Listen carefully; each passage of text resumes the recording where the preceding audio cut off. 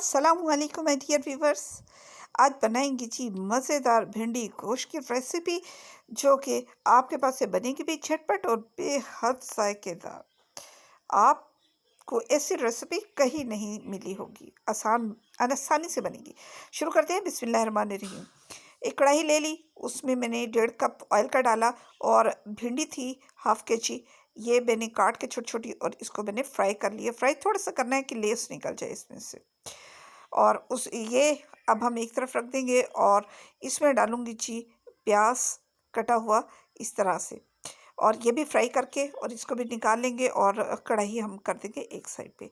ये उबला हुआ गोश्त है, ये ज़रा जल्दी बन जाता है। जो वर्किंग लोग हैं उनके लिए बेहद आसानी है।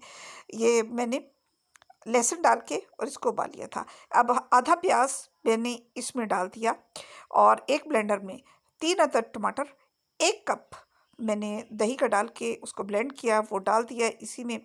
अब डाल रही हूँ मिर्च 1 टीस्पून, नमक 1 टीस्पून, हल्दी 3-4 टीस्पून, और डालूँगी जो धनिया है पिसा हुआ वो 1 टीस्पून, ज़ीरा 1 टीस्पून, और उसके बाद इस मसाले को अच्छी तरह भून लूँगी। याद रखें कि मसाला भुना हुआ बहुत अच्छी तरह होना चाहिए। अच्छा, इसमें ऑयल मैंने अभी फ़िलहाल कम रखा है, सिर्फ 2 टेबलस्पून डाला था मैंने। और क्योंकि ये जो फ्राई हुआ हुआ आपके पास भिंडी और प्याज है, इसमें से घी इसमें निकल आएगा। सारी चीज़ों को करें जी मिक्स, यानी कि जो भिंडी और प्याज भी फ्राई हुआ हुआ था ये पका हुआ है, इसको ज़्यादा पकाने की ज़रूरत नहीं है। और इसको बस सिर्फ हम दम देंगे ताकि भिंडी के अंदर खुशबू आ जाए गोश्त की। अब जी दम देंगे, दम देने के बाद दम 5 मिनट का मैं दूंगी और उसके बाद चूल्हे से उतार लूँगी। चूल्हे से उतार के मैं हाफ़ टी स्पून डालूँगी गरम मसाला, और ये जो आप देख रहे हैं ये ड्राई हरा धनिया है, 1 टेबलस्पून मैंने वो डाला। और अब इसको ये सर्विंग के लिए तैयार है, मैं सर्व करूँगी। ये प्लेट में मैं निकालने लगी हूँ।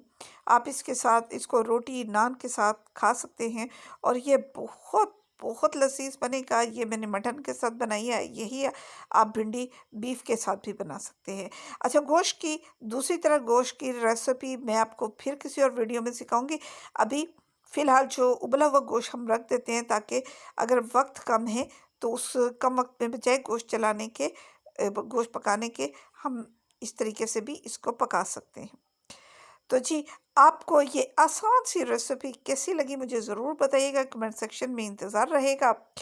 आप नेक्स्ट वीडियो तक के लिए मुझे दीजिए इजाज़त। आप इसको रोटी नान के साथ खाएं, इंजॉय करें। ये देखें कितने अच्छे से गोश्त जो है वो गला हुआ है, क्योंकि उबालते वक्त मैंने नमक और लहसुन डाल के इसमें इसको उबाला था। तो जी, अब इसको कीजिए एंजॉय और मुझे दीजिए इजाज़त नेक्स्ट वीडियो तक के लिए। और मेरे चैनल को लाइक और सब्सक्राइब करना तो भूलिएगा नहीं।